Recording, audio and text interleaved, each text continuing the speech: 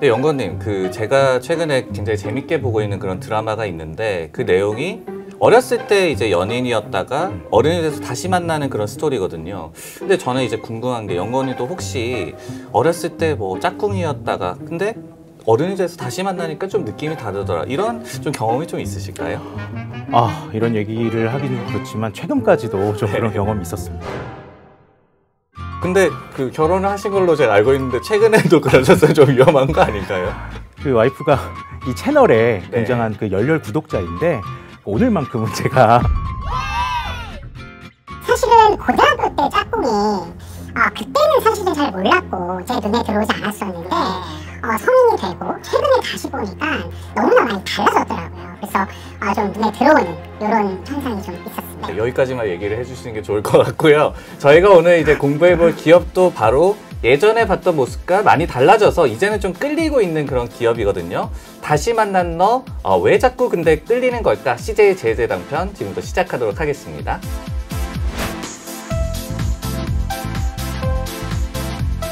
네, 일단 예전에 봤던 모습과 많이 달라졌다 이 얘기를 할 거는 맞는데 근데 너가 어떤 사람일까부터 좀 살펴봐야 될 것 같아요. CJ제일제당 뭐 역사가 깊은 그런 기업인데 어떤 사업을 하고 있고 어떤 제품들이 있는지부터 좀 소개를 해주세요.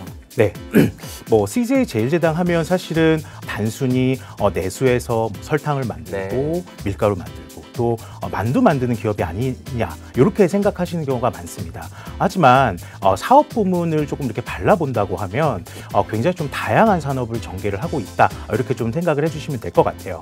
크게는 식품과 바이오, 생물자원 그리고 물류 부분으로 좀 통용이 되는 CJ 대한통운을 가지고 있고요. 네. 이제 각각의 사업 부분에 대해서 굉장히 좀 다양한 산업을 전개를 하고 있다 이렇게 생각을 해주시면 될 것 같습니다. 식품만 하더라도 종류가 굉장히 다양하잖아요. 그리고 이제 바이오 산업을 또 CJ제일제당이 열심히 한다? 그 부분에 대해서 좀 모르시는 분들도 있을 것 같아서 어떤 뭐 식품군들이 있는지 그리고 바이오는 어떤 사업을 좀 하는지도 좀 부연 설명이 필요할 것 같아요. 식품에서는 크게 세 가지로 좀 분류를 해볼 수가 있을 것 같아요. 네. 일단은 저희가 주로 먹는 설탕과 밀가루와 같은 소재 식품이 있을 것이고 또 저희가 또 즐겨 먹는 제가 이제 아침에도 먹었었던 뭐 햇반 그리고 만두와 같은 이 가공식품이 있을 겁니다. 네. 그리고 제일제당 하면 사실은 내수주라고 알려져 있지만 이 글로벌에서 특히나 이 K푸드의 창시자라고 할 수가 있죠. 그래서 글로벌 식품까지 이렇게 식품 사업부에 좀 속해 있다고 보시면 될 것 같고요.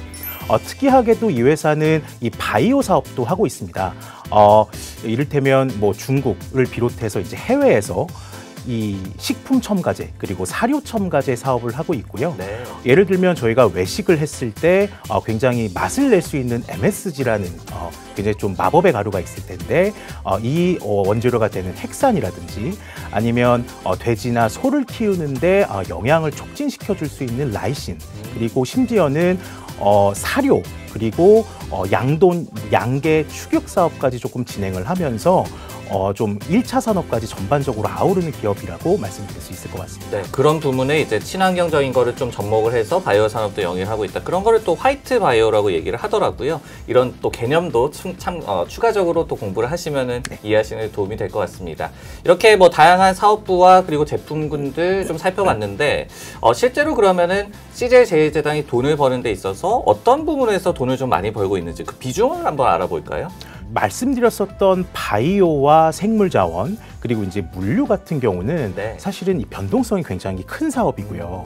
아무래도 이제 처음에 말씀드린 식품 사업부 같은 경우는 이 경기의 변동이라든지 네. 이제 이런 외부 경기에 흔들리지 않는 좀 안정적인 모습을 보이고 있습니다. 결국은 그런 제품군들이 우리가 뭐 경기가 안 좋다고 해서 설탕 뭐 적게 뿌리고 이런 건 아니니까 필수제라는 그런 성격이 있기 때문에 또 그렇겠죠. 맞습니다. 그래서 필수 소비재의 성격이 강하다 보니까 이 분별 영업이익을 보시더라도 사실은 뭐 바이오라든지 생물자원, 물류의 실적은 굉장히 좀 변동성이 컸지만 네. 이 식품의 실적은 굉장히 좀 안정적으로 유지되고 있는 모습을 보실 수가 있을 것 같습니다. 근데 이제 좀 의아했던 점이 바이오 사업의 또 매출 비중이 적지 않더라고요. 아까 말씀을 해주셨듯이 추이로 보면 보면은 그래도 좀 변동성이 있지만은 최근까지도 보면은 거의 뭐 식품 사업부와 비등비등하다 이렇게 좀 보여지던데 매출 비중을 좀 추가로 설명을 해주세요.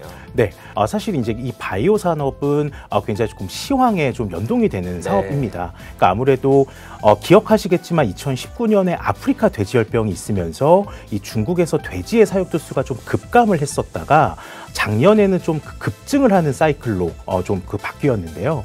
이러다 보니까 이제 2019년에는 이 바이오 사업의 매출이라든지 이익이 굉장히 조금 많이 줄어들었다가 2020년, 21년에는 좀 급격하게 회복을 하면서 거의 뭐 식품에 좀 그 아성을 넘보는 이런 상황까지 좀 발생을 했습니다. 그러게요. 이제 수치상으로도 바이오 산업이 거의 뭐 식품과 비등비등한 그런 전개를 해주고 있는 그런 CJ 제일제당입니다. 어떻게 본다면 저희가 좋게 보고 있기 때문에 이렇게 또 소개를 해드리는 거 아니겠습니까? 어떤 키 드라이버라고 할까요? 지금 이 기업을 볼 때 핵심 변수로 좀 꼽을 만한 그런 요인들이 어떤 게 좀 있을까요? 사실은 특히나 음식료 산업에서는 가장 중요한 부분은 영업이익률, 특히나 이제 CJ 제일제당 같은 경우는 아직까지도 이 가공식품 부문의 영업이익률이 주가와 좀 연동을 하는 경우가 많았습니다. 그럼 얼마나 이제 마진을 방어를 하느냐가 주가에도 많이 좀 영향을 끼쳤었군요.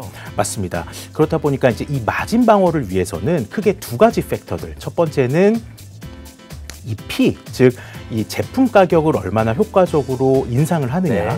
두 번째는 이 비용단, 특히나 이제 이 원재료단에서 이 곡물 가격의 추이가 어떻게 되느냐. 이 두 가지를 좀 중요하게 보시면 될 것 같습니다. 근데 그 두 가지 변수가 이제 뭐 올해 아니면은 향후 한 3, 4년간을 내다봤을 때 어떻게 좀 변할 걸로 예상이 되고 있는 건가요? 통상적으로 먼저 이제 가격 인상부터 말씀을 드리면 사실 이제 통상적으로 이 음식료 업체들, 특히나 이 B2C를 위주로 하는 이 음식료 업체들의 가격 인상은 통상적으로 약 3에서 4년 정도의 사이클을 두고 일어나는 경우가 많거든요. 꽤 오랜 기간 동안 이어지네요, 가격 인상이. 맞습니다. 그래서 약 마지막 가격 인상 사이클이 2016년, 2017년이었었고 이제 이 부분이 작년 하반기부터 다시 좀 시작이 되고 있습니다. 즉 지금은 이 제품 가격 인상 사이클의 초입이다 이렇게 좀 말씀드릴 수 있을 것 같아요. 그러면은 제품 가격이 이제 뭐 한 3, 4년 정도는 과거를 좀 돌아봤을 때는 상승할 그런 여지가 있다라고 여겨지는데 그러면은 비용 부담과 직결이 되는 뭐 곡물 가격이라든지 원재료 값 같은 경우에는 지금 추이가 어떻게 좀 예상이 되고 있나요? 네.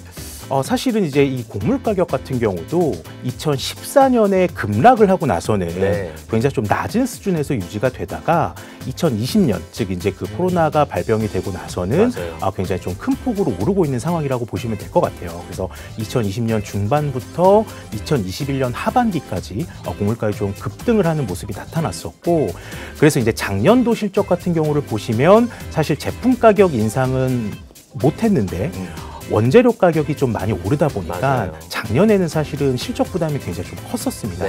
다만 이 원재료에 대한 흐름 자체가 작년 하반기, 즉 3분기 이후부터는 좀 하향 안정화되는 추세가 있고 최근에도 여전히 좀 이 공급 쪽에 어떤 그 불안 요인은 아직은 남아있기는 하지만 이 부분은 뭐 단기적인 이슈로 좀 볼 수 있기 때문에 올해 곡물 가격의 움직임은 전반적으로 좀 하향 안정화되지 않을까라고 생각을 하고 있습니다. 결국은 이제 원재료값 상승세는 조금 꺾이는 시점이고 반대로 이제 제품 가격 인상 사이클은 이제 막 시작이 돼서 앞으로 한 3, 4년 정도 이어질 걸로 예상이 되고 지금 소개하는 게 뭐 딱 적기다 이런 생각이 드는 그런 CJ 제일제당이지 않을까라는 생각이 듭니다.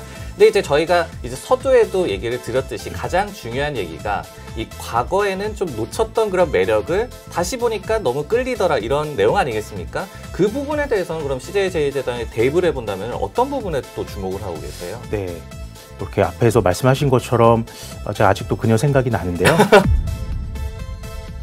사실 통상적으로 이 CJ 제일제당을 보실 때 많이들 말씀을 하시는 게 내수주다, 방어주다, 그리고 환율의 움직임에 굉장히 좀 좋지 않은 퍼포먼스를 보인다라는 점이었습니다. 어떻게 본다면 환율이 높아지면은 내수주한테 그만큼 안 좋고 그리고 환율이 낮아질수록 뭐 소비 심리 측면 그리고 원재료값 측면에서도 내수주니까 좋을 거다. 이런 또 고정관념이 있었죠. 맞습니다. 사실 이제 이 부분이 2015년까지는 맞는 말씀이었어요. 그래서 환율과 CJ 제일제당 주가를 놓고 보시면 정확하게 좀 반대로 움직이는 모습이 많이 나왔었거든요.